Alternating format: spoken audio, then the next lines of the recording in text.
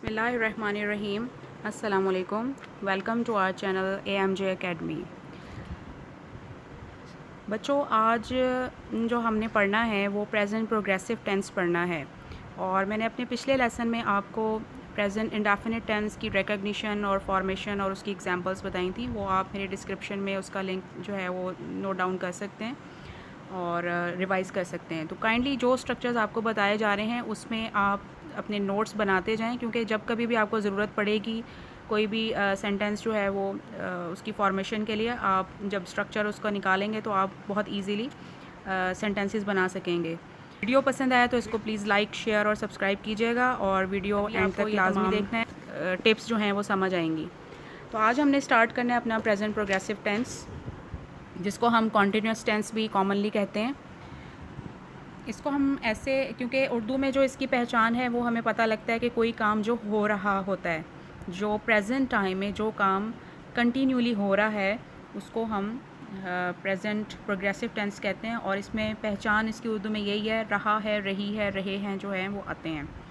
तो इसको हम जो डिफ़ाइन करते हैं, इसकी डेफिनेशन है the present continuous tense is the tense used to talk about actions or behavior that are in progress now or planned for the future।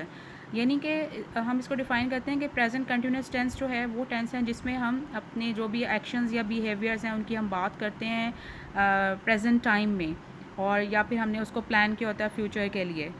तो जो प्रोग्रेसिव, इसीलिए हम इसको प्रोग्रेसिव भी कहते हैं, क्योंकि ये करंटली जो भी हमारे प्रेजेंट टाइम में हम जो भी काम कर रहे होते हैं, जो भी हमारे एक्शंस हैं या हमारा जो भी बिहेवियर है वो सारा प्रेजेंट कंटिन्यूस टेंस में आता है। अब इसकी रिकग्निशन जो है वो बहुत ज़रूरी है कि इसको हम इंग्लिश में कैसे रिकग्नाइज़ करते हैं।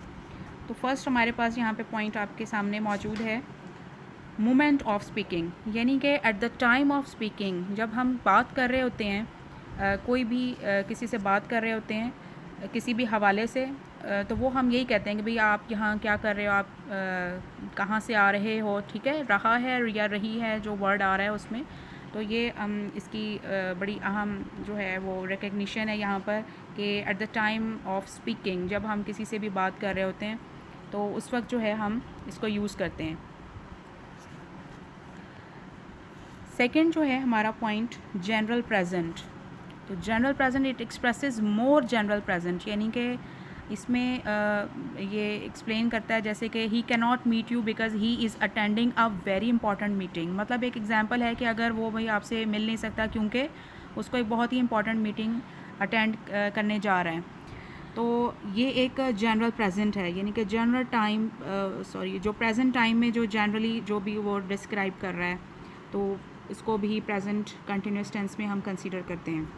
इसके अलावा it is used with always to describe an action that happens more frequently. यानी कि जो ऑलवेज वर्ड हम यहाँ पे यूज़ करते हैं, ये हम उस एक्शन को डिस्क्राइब करने के लिए करते हैं जो बहुत फ्रीक्वेंटली हो रहा होता है। अब फ्रीक्वेंटली में एग्जांपल जैसे कि है कि what is Ali doing these days, ये क्वेश्चन है हमारा, तो हम आगे कहेंगे जी he is writing a novel, कि वो नॉवल लिख रहा है। So we must notice here that Ali is not sitting at this desk as this moment and writing, but it means that Ali has started writing the novel but not finished yet. तो understood है कि ये जो है describe कर रहा है एक एक्शन को, उसके जो अली है जो नॉवल लिख रहा है उसके एक एक्शन को डिस्क्राइब कर रहा है कि भाई इस मोमेंट पर तो वो जो है वो क्या कर रहा है कि वो उसने अभी फ़िनिश तो नहीं किया, वो लिख रहा है। मतलब अभी कंटिन्यूली वो जो काम कर रहा है वो कंटिन्यूअस है, मुसलसल कर रहा है, उसने उसको अभी फ़िनिश नहीं किया है। इसके बाद जो हमारा फोर्थ पॉइंट आता है, फ्यूचर प्लानिंग। अब it also describes future planning. Future planning में हम फॉर एग्ज़ाम्पल ले सकते हैं कि they are coming to see us next Thursday. अब ये जो है फ्यूचर प्लानिंग हमें इसमें बता रहा है कि भाई वो नेक्स्ट थर्सडे जो हैं वो आ रहे हैं हम मिलने के लिए। तो ज़ाहिर है फ्यूचर में आ रहे हैं ना, मतलब इन द कमिंग डेज़ आ रहे हैं, तो डेफिनेटली वो हम इसको फ्यूचर प्लानिंग में कंसिडर करेंगे जो हमारा प्रेजेंट प्रोग्रेसिव टेंस है।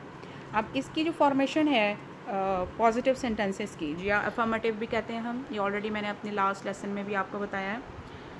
अब इसका जो फार्मूला है इसमें भी हम सब्जेक्ट सबसे पहले राइट डाउन करते हैं, subject plus helping verb is am are used, यानी कि ये 3 जो हेल्पिंग वर्ब्स हैं यहाँ पे मेंशन है, हम ये यूज़ करते हैं यहाँ पे। और फर्स्ट फॉर्म ऑफ वर्ब जो है वो आईएनजी के साथ यूज़ होती है, और इसके बाद लास्ट में जो है वो हमारा। अब इसकी जो एग्जांपल्स हैं हमारे पास वो है जी नंबर 1 पे, he is talking on telephone to someone. Number 2, he is attending language classes. Number 3, you are writing a novel. Number 4, I am constructing a new house next month. Number 5, they are coming to see us next Thursday. यही जो है जैसे मैंने अभी आपको example दी थी last, तो इसमें आप देख सकते हैं सबसे पहले सब्जेक्ट है, फिर helping verb is am are हमने लिखे हैं, और उसके बाद हमने फर्स्ट फॉर्म ऑफ वर्ब के साथ आईएनजी लगाया है, और फिर हमने लास्ट पे ऑब्जेक्ट जो है वो अपना मेंशन किया है। तो ये पॉजिटिव सेंटेंसेस जो हैं उसकी कुछ एग्जांपल्स हैं। इसके अलावा भी आप बहुत सारी जो हैं एक्सरसाइजेज अपने कर सकते हैं। नेक्स्ट हमारे पास आते हैं जी नेगेटिव सेंटेंसेस। अब इसका भी क्या स्ट्रक्चर फार्मूला है, इसका फार्मूला भी इसमें यही है, सब्जेक्ट है, उसके बाद आपने इज़ नॉट लगाना है, एम नॉट लगाना है, आर नॉट लगाना है, और इसके बाद आपने लगानी है first form of verb with ING, and in the last you people will write down object.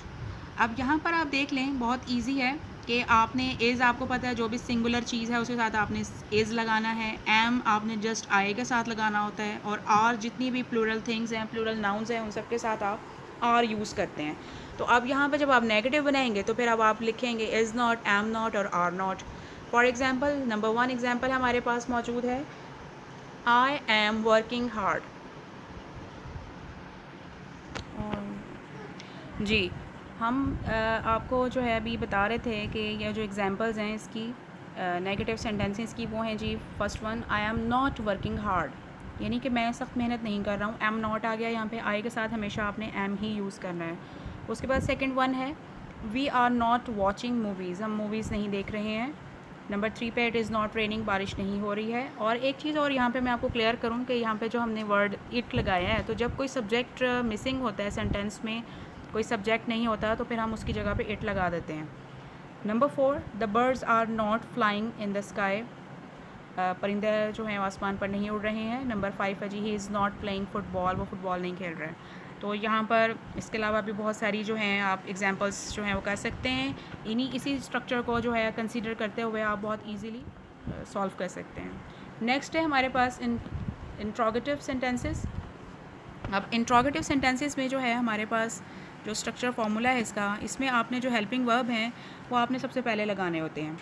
Subject से पहले आप हेल्पिंग वर्ब लगाते हैं, जैसे कि इज़, एम और are, then you will write subject, afterwards first form of verb with ing, and then in the last obviously we people know that we have to write object, ठीक है। in the last we will write down object.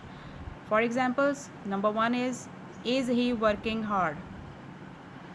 हम अभी देख रहे थे examples इसकी interrogative sentences की, जिसमें फर्स्ट वन मैंने अभी आपको बताया कि इज़ ही वर्किंग हार्ड, क्या वो सख्त मेहनत कर रहा है। नंबर 2 है, एम आई स्पीकिंग लाउडली, क्या मैं ऊंचा बोल रहा हूँ। Number 3 is he using my car, क्या वो मेरी कार इस्तेमाल कर रहा है। नंबर 4 है जी, are you telling a lie, क्या तुम झूठ बोल रहे हो। नंबर 5 है, are they going for a walk, क्या वो सैर के लिए जा रहे हैं। अब इसमें आप देखें सारे हेल्पिंग वर्ब जो हैं वो स्टार्ट में है, और उसके बाद हमने सब्जेक्ट लगाया है, और सब्जेक्ट के बाद जो है वो first form of verb I N G के साथ हमने लगाई है, और लास्ट पे हमने मेंशन किया है ऑब्जेक्ट को। अब एक और इसमें जो स्पेशलिटी होती है इनकी, वो ये है कि हमें एक और सवालिया जो हैं वो जुमले करने पड़ते हैं, जिनको हम कहते हैं जी double interrogative sentences, in which we use why, where, when, what, who, whose, so on. तो स्ट्रक्चर फार्मूला इसका भी क्या है कि इसका स्ट्रक्चर फार्मूला में हम यही जो हमारे जो डबल इंट्रोगेटिव वर्ड्स हम कह सकते हैं कि क्या, क्यों, कहाँ, कैसे, कब, ठीक है, ये वर्ड्स जो हैं ये पहले आते हैं स्टार्ट में, जैसे कि वाई कहते हैं क्यों, वेयर कहाँ, व्हेन कब, व्हाट क्या, एट्सेट्रा। और हेल्पिंग वर्ब्स हम इसके बाद यूज़ करते हैं इज़, एम, आर, और फिर हमारा सब्जेक्ट आता है, और फिर first form of verb with ING, and then afterwards object will be written. अब इसकी एग्जांपल्स हैं, नंबर 1 है हमारे पास, व्हाट आर यू डूइंग, तुम क्या कर रहे हो। नंबर 2 पे है where are you coming from, तुम कहाँ से आ रहे हो। Number 3, why is she telling a lie, वो झूठ क्यों बोल रही है। Number 4, who is ringing the bell, घंटी कौन बजा रहा है। और नंबर 5 पे जी, when are the guests arriving here, मेहमान यहाँ कब आ रहे हैं। अब इन सब में देखेंगे डबल इंट्रोगेटिव हैं, मतलब हेल्पिंग वर्ब्स भी स्टार्ट में हैं और उससे पहले और स्पेसिफिक वर्ड्स हैं जो कि इसको डबल इंट्रोगेटिव बनाते हैं। तो अगर आप ये जो मैंने आपको स्ट्रक्चर्स बताए हैं, अगर आप इजीली इनको समझ जाएंगे, इनको नोट डाउन करें अपने नोट पैड पे, इसको लाजमी लिख लें। और ख़ास तौर पर ये जो हमारे बोर्ड क्लासेस के बच्चे हैं, 8, 9, 10 के बच्चे हैं, वो अगर इसको नोट डाउन कर लेंगे तो जब कभी भी आपको ज़रूरत पेश आएगी कि जी इसका स्ट्रक्चर क्या है या इसकी फॉर्मेशन कैसे होती है, तो ये बहुत ईजी हो जाएगा उनको करना। और इसमें उनको ये एक टिप है कि अगर आपको स्ट्रक्चर याद हो जाए तो आप बहुत ईजीली कोई भी सेंटेंस मेकिंग कर सकते हैं। उम्मीद है आपको वीडियो पसंद आया होगा और इसको कंप्लीट देखना है आप सब ने। और अगर वीडियो आपको पसंद आए तो इसको लाइक, शेयर और सब्सक्राइब ज़रूर कीजिएगा।